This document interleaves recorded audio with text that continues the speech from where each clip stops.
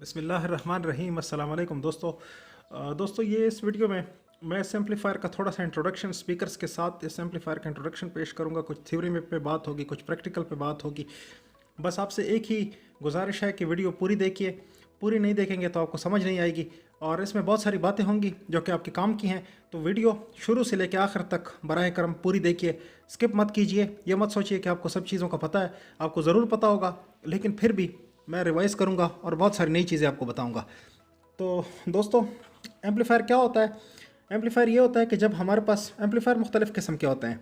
ये हमारे पास audio amplifier है, आवाज़ का जो एम्पलीफायर है वो इस मकसद के लिए होता है कि जो आपके पास ऑडियो सिग्नल कोई सोर्स प्रोड्यूस कर रहा होता है, रेडियो से, कैसेट प्लेयर से, टीवी से या ट्यूनर से या इसके अलावा MP3 प्लेयर से, कहीं से भी, या इंटरनेट के थ्रू या आपके मोबाइल फ़ोन में कहीं पे भी जो ऑडियो का सिग्नल आता है, आवाज़ का सिग्नल आता है, वो बहुत वीक सा होता है, बहुत कमज़ोर सा सिग्नल होता है, छोटा सा सिग्नल। वो इस एम्पलीफायर को, वो आवाज़ का सिग्नल इस स्पीकर को, ये स्पीकर चूँकि बहुत बड़ा स्पीकर है, 4 ओहम 3 वाट का, बहुत बड़ा नहीं लेकिन बहुत ही छोटे साइज़ में ये बड़ा स्पीकर है। और इवन इससे भी छोटा अगर होता तो भी वो बड़ा कहलाता, क्योंकि उस आवाज़ के लिए, जो आवाज़ आपके पास प्रोड्यूस हो रही है उसके लिए ये काफ़ी बड़ा है और उस आवाज़ से ये ड्राइव नहीं होता। तो उसके दरमियान में उस आवाज़ को एम्पलीफाई करने के लिए, उस सिग्नल को बड़ा करने के लिए, हूबहू उस सिग्नल को बड़ा करने के लिए ये एम्पलीफायर लगाया जाता है। इस एम्पलीफायर का मकसद ये होता है। तो बहुत सारे दोस्त पूछते हैं एम्पलीफायर का क्या मकसद है। बहुत सारों को तो खैर पता भी है, क्योंकि गाड़ियों में, ट्रकों में, बसों में, हर जगह ये एम्पलीफायर लगे होते हैं। लेकिन मैं आपको थ्योरी भी समझाऊंगा और प्रैक्टिकल भी समझाऊंगा, ताकि आपको इन चीज़ों का पता चले कि एम्पलीफायर क्या होता है, टेक्निकली ये क्या होता है, टेक्निकली किस तरह से काम करता है और क्यों कर काम करता है। ये सब बातें इस वीडियो में होंगी। तो सबसे पहले मैं आपके सामने इसको पावर अप करता हूँ। याद रखिएगा, एम्पलीफायर की इनपुट होती है, ये इसकी इनपुट्स हैं, ये 3 देखिए, ये L, G और R। L लेफ़्ट होता है, R राइट होता है और G इसका ग्राउंड है। ये इसकी इनपुट है और इसकी आउटपुट्स होती हैं, ये स्पीकरों पे गई हुई हैं, ये वायर्स, ये J4 और यहाँ पे देखिए J3।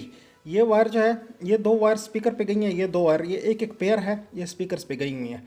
इसके अलावा एम्पलीफायर की एक पावर सप्लाई होती है, ये देख लीजिए, ये प्लस और ये नेगेटिव, पॉजिटिव नेगेटिव, ये इसकी पावर सप्लाई की तारें हैं, ये पावर सप्लाई है।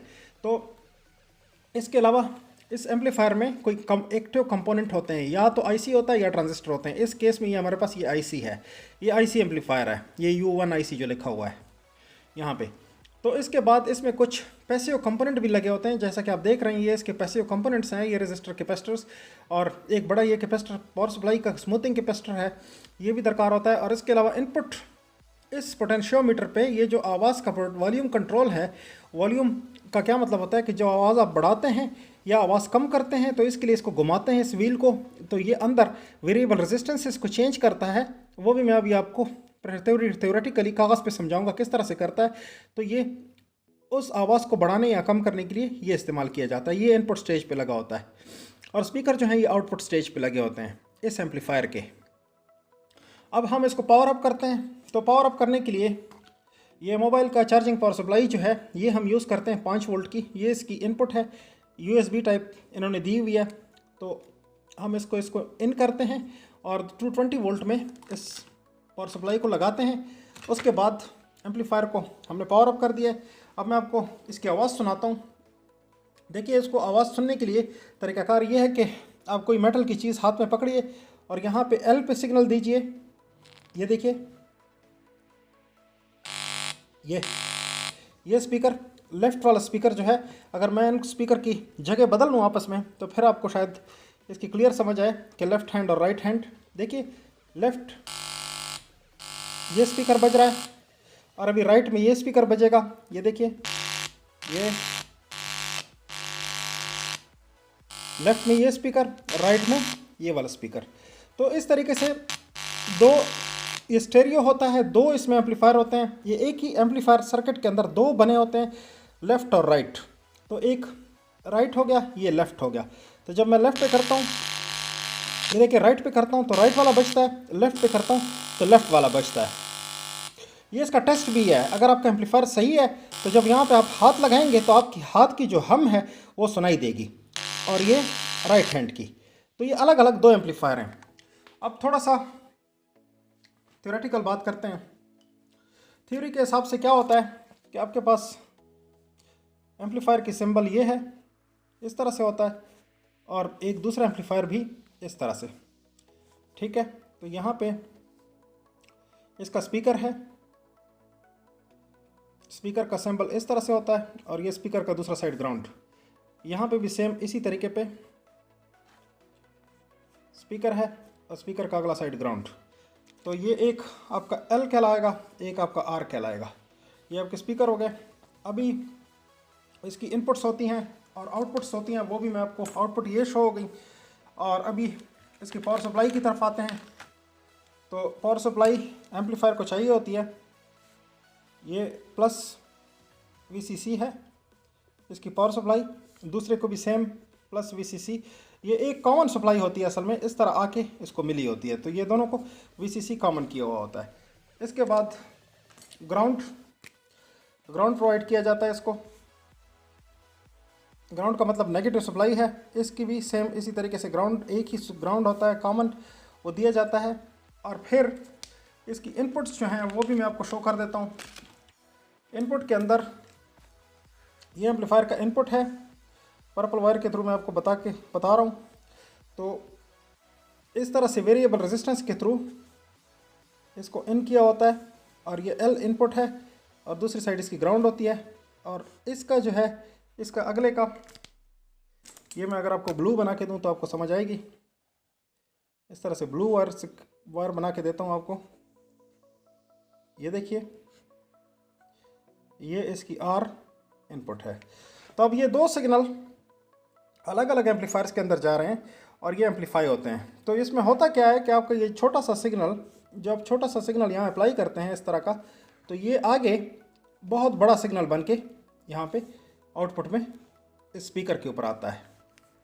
तो होता क्या है, एम्पलीफायर क्या करता है, एम्पलीफायर ये करता है कि जब ये इनपुट सिग्नल वसूल होता है, इस इनपुट में जाता है, तो ये जो पावर सप्लाई है इसको ये ऐसी ही कर देता है इस सिग्नल की शक्ल में, इस सिग्नल की शक्ल में इस पावर सप्लाई को वैसी ही कर देता है और स्पीकर में आउटपुट पे ले जाता है और स्पीकर पे आपको सुना देता है।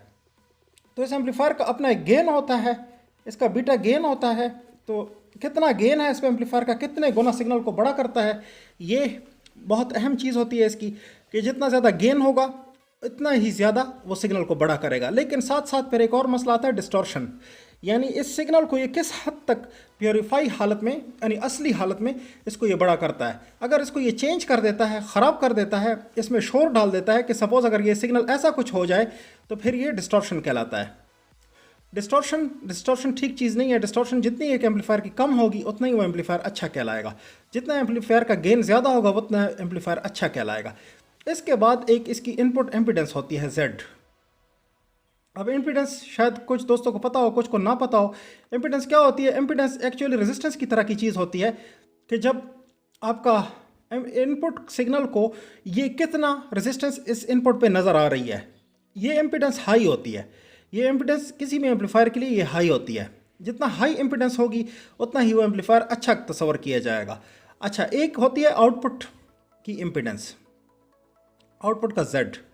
आउटपुट का जो Z है, आउटपुट की इम्पीडेंस, ये स्पीकर से मैच करती होनी चाहिए। अगर स्पीकर आपका 4 ओम है तो ये इम्पीडेंस भी 4 ओम होनी चाहिए। अगर स्पीकर आपका 8 ओम है तो ये इम्पीडेंस भी 8 ओम होनी चाहिए, तब आपका पावर ट्रांसफ़र बेहतरीन होगा। तो एक एम्पलीफायर का आउटपुट इम्पीडेंस लो होता है और एक एम्पलीफायर का इनपुट इम्पीडेंस हाई होता है। ये एम्पलीफायर में कुछ बातें हैं जो कि मैंने आपसे डिस्कस की। ये चंद चीज़ें थी जो कि मैंने आपके साथ डिस्कस कर ली। इसके अलावा इसमें और भी बहुत सारी चीज़ें हैं। इसमें ये चीज़ होती है कि जब आप सिग्नल को एटेन्युएशन देते हैं, ये एटेन्युएशन कहलाता है। ये जो इनपुट वॉल्यूम्स कंट्रोल हैं, ये दोनों एक साथ जब आप घुमाते हैं तो दोनों वॉल्यूम एक साथ आगे पीछे होते हैं, ये एटेन्युएशन कहलाता है इनपुट में। तो ये भी एक अहम चीज़ है कि कितने साइज़ का ये वॉल्यूम कंट्रोल, ये वॉल्यूम कंट्रोल इस साइज़ का होना चाहिए जितना इसका इनपुट का, एम्पलीफायर का इनपुट रेजिस्टेंस है, इस साइज़ का वॉल्यूम कंट्रोल आपने लगाना है। तो ये बड़ी बातें इसके अंदर होती हैं, और भी चीज़ें इसके अंदर हैं। वक्त के साथ साथ हम आपके साथ और भी चीज़ें इसी चैनल के ऊपर डिस्कस करेंगे। तो दोस्तों, चैनल को आप लाजमी से सब्सक्राइब कर लीजिए और इसके अलावा इस चैनल से जुड़े रहिए। और आपके इसके साथ साथ बेल आइकॉन भी दबा दीजिए। यहाँ पे ये आपका सब्सक्राइब का बटन आपको नज़र आ रहा है, साथ में बेल आइकॉन नज़र आ रहा है, उसको भी घंटी को भी बजा दीजिए, ऑल पे क्लिक कीजिए, ताकि आपको जो मैं वक्तन फ़वक्तन वीडियोस अपलोड करता हूँ उसकी नोटिफिकेशंस मिलती रहें। दोस्तों आपके देखने के लिए बहुत शुक्रिया।